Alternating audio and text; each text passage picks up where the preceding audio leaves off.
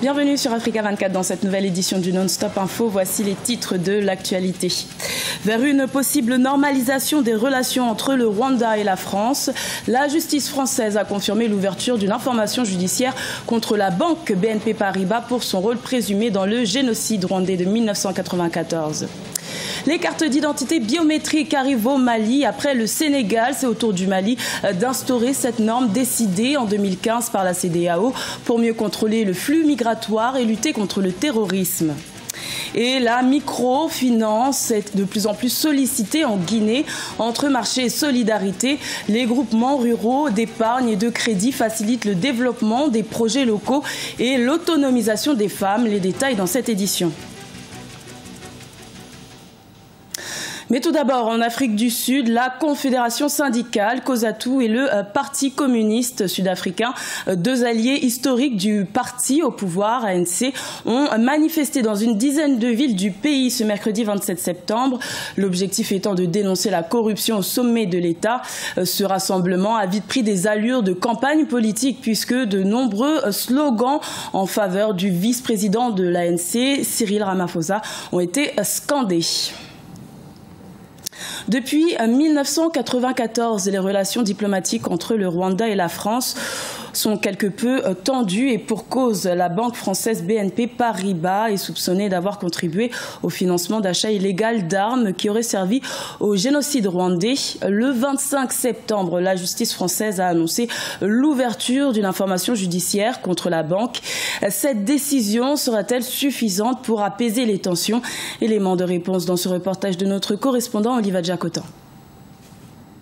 Plusieurs événements survenus ces dernières semaines pourraient permettre un réchauffement des relations diplomatiques entre la France et le Rwanda, d'après des experts. Il s'agit de la brève entrevue des présidents Emmanuel Macron et Paul Kagame à New York le 18 septembre et la confirmation ce 25 septembre de l'ouverture d'une information judiciaire contre BNP Paribas par le parquet de Paris pour sa présumée livraison d'armes au régime génocidaire.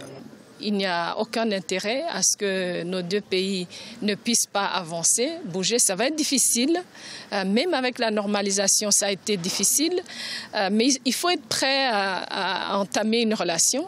Quand la France sera prête, quand peut-être la nouvelle administration sera prête, nous, on a toujours signalé notre disponibilité à discuter. Le rôle trouble de certaines puissances occidentales dans le génocide a affecté leurs relations avec le Rwanda. Mais la Belgique, la Grande-Bretagne et même les États-Unis ont fait leur mea culpa, ce qui leur permet d'avoir aujourd'hui une relation plus saine avec le Rwanda. Et certains analystes suggèrent à la France d'adopter cette même attitude pour un véritable rapprochement entre les deux pays. Le pape lui-même a demandé pardon au Rwanda. Donc, puisque le génocide c'est un fait, je crois que la France a besoin de faire un pas, puisqu'elle est consciente de sa responsabilité. Donc, il ne faut pas exclure le fait que, d'un jour ou l'autre, la France se frappe sur la poitrine et fasse son mea culpa. Il faut noter que Paris et Kigali avaient connu un début de rapprochement vers 2009. Mais en 2014, on a assisté à un refroidissement au point où depuis octobre 2015, le poste d'ambassadeur de France au Rwanda reste vacant. En rappel, le génocide rwandais a fait plus de 800 000 morts. Après le Sénégal, c'est au tour du Mali de passer à la carte d'identité biométrique. Ces futures cartes devraient être distribuées à partir de 2018. Une résolution qui entre dans le cadre des décisions prises lors du 47e sommet de la CEDEAO en 2015 pour lutter contre le terrorisme. Reportage de notre correspondant Mokhtar Bari. Pour lutter contre l'insécurité transfrontalière et le flux migratoire, les chefs d'État de la CEDEAO, Communauté économique des États de l'Afrique de l'Ouest, ont mis en place la carte biométrique lors du 47e sommet ordinaire à Accra en mai 2015. Après le Sénégal, le Mali vient de lancer le processus pour le passage à la biométrie. Selon les autorités de la CEDEAO, cette carte permettra un contrôle du flux migratoire, mais surtout une base de données pour la lutte contre le terrorisme. Cette carte, lorsqu'elle sera mise en œuvre, nous avons pris des dispositions pour créer avec l'Interpol un système de contrôle à partir de ce qu'on appelle le WAPIS, West African, pour le contrôle de la libre circulation, pour pouvoir suivre d'éventuels terroristes, pour que le service de renseignement puisse mener cette lutte-là. Il s'agit de tout faire pour assurer la sécurité des personnes. La société malienne Cissé Technologies, spécialisée en imagerie médicale, a été retenue pour la confection des cartes d'identité biométriques. La particularité de ces documents d'identité, c'est le couplage avec l'assurance maladie. Le détenteur pourra, s'il le souhaite, combiner son assurance maladie à sa carte d'identité pour bénéficier des soins selon les spécialistes. Le ministère de la Sécurité et de la Protection civile et le ministère de l'Action sociale, ils ont souhaité mettre en option le couplage avec l'assurance maladie. Donc c'est une option qui sera activable ou désactivable. Mais les personnes qui sont affiliées à l'assurance maladie, au lieu de détenir 2 cartes biométriques, elles vont avoir une seule carte qui sera activée pour qu'ils puissent avoir accès aux soins de santé au travers de l'assurance maladie. En rappel, selon les autorités maliennes, 1 million de cartes devront être livrées d'ici 2018. Également dans l'actualité, le Maroc adopte de nouvelles politiques publiques en matière d'énergie solaire. Le gouvernement a annoncé l'investissement de plus de 200 millions d'euros dans l'énergie solaire pour soutenir son secteur agricole. Le pays espère ainsi tirer parti de son taux d'ensoleillement élevé en alimentant par l'utilisation de l'énergie solaire des pompes à eau destinées à l'irrigation des cultures. La microfinance est un secteur qui se développe de plus en plus en Guinée, notamment dans les régions reculées du pays. Ces groupements ruraux d'épargne et de crédit permettent de financer des activités génératrices de revenus, une aubaine pour les femmes qui ont souvent du mal à accéder au crédit. Reportage de notre correspondant Emmanuel Milimono. À près de 1000 km de Conakry, les femmes de Macenta n'ont pas attendu les banques pour trouver du financement.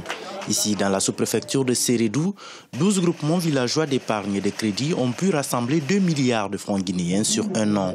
Celles qui ont des revenus les placent dans un système d'épargne typiquement local afin que d'autres puissent s'endetter et financer leurs projets. Ce système d'épargne a été mis en place surtout pour aider les mères de famille et parents d'élèves. Avant, nous nous endettions pour acheter les fournitures de nos enfants et même pour la campagne agricole. Ces dettes se remboursaient avec intérêt, ce qui n'est pas le cas avec les GVEC. Ça économise. Parce que quand je garde de l'argent là-bas, quand j'ai besoin d'argent, je viens encore, je prends des crédits, je fais mes besoins, je reviens encore, je rembourse. Dans la même région, la sous-préfecture de Kouankan a pu constituer jusqu'à 18 groupements. Ces derniers ont mobilisé 7 milliards de francs guinéens sur un an, ce qui fait un total de 9 milliards de francs guinéens mobilisés, soit 9 millions d'euros. L'initiative est venue d'une des nombreuses ONG qui évoluent dans la zone afin de promouvoir et renforcer l'autonomisation des femmes. L'une des barrières, c'est le financement des études des enfants, particulièrement les filles.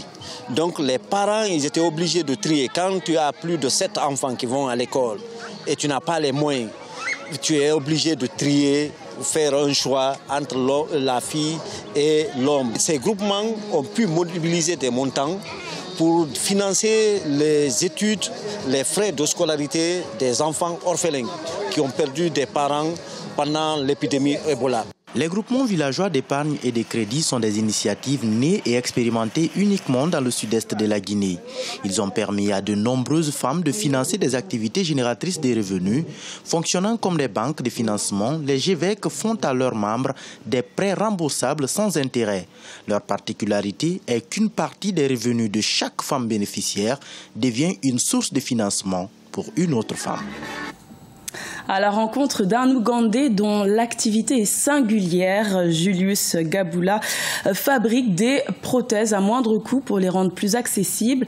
Tout se passe dans son atelier de Kampala, dans lequel il utilise des plastiques recyclés pour confectionner ses produits. Patricia Solange-Dubois. Étendre des vêtements sur une corde à linge, pour beaucoup d'entre nous, ça peut paraître très simple. Mais pour Esther Nakamate, il y a quelque temps, c'était une véritable épreuve. Après avoir perdu sa jambe, les tâches quotidiennes sont devenues difficiles. Seul recours pour Esther, s'équiper d'une prothèse pour pouvoir se déplacer facilement. En 2015, elle se rend à Kampala dans l'atelier de Julius Gabula, spécialisé dans la fabrication de prothèses. Elle acquiert ainsi sa première prothèse orthopédique. J'ai pensé que ma vie était terminée quand j'ai perdu ma jambe, mais ce membre artificiel a été très utile et le technicien orthopédique m'a beaucoup encouragée. Il m'a dit que je marcherais et que je pourrais travailler à nouveau. Grâce à ma prothèse, je suis à nouveau en mesure de travailler normalement. Selon le ministère de la Santé, environ 2 millions d'Ougandais vivent avec un handicap. Beaucoup n'ont pas accès aux fauteuils roulants ou aux béquilles, faute de moyens, ce qui rend leur déplacement difficile. Les produits fabriqués par Julius Gabula sont semblables à ceux proposés dans les autres points de vente de la ville, mais ne coûtent qu'entre 200 et 1300 $ américains. Ils permettent également aux clients de payer leurs prothèses en plusieurs fois. Les défis supérieurs auxquels je suis confronté actuellement sont que les matériaux sont très coûteux car la plupart viennent de l'étranger. Même en ligne, il y en a très peu et parfois vous avez besoin d'une personne qui vous parraine pour pouvoir commander. Jusqu'à présent, près de 150 personnes ont pu bénéficier des prothèses de Julius Gabula. Il envisage d'ouvrir un autre atelier dans l'ouest de l'Ouganda, à la frontière du Congo, pour venir en aide aux victimes de guerre et permettre à ces personnes de devenir plus productives dans la société. Ce journal a été réalisé par l'ensemble de la rédaction. Merci de votre fidélité. Retrouvez dans quelques instants une nouvelle édition de l'information sur Africa 24.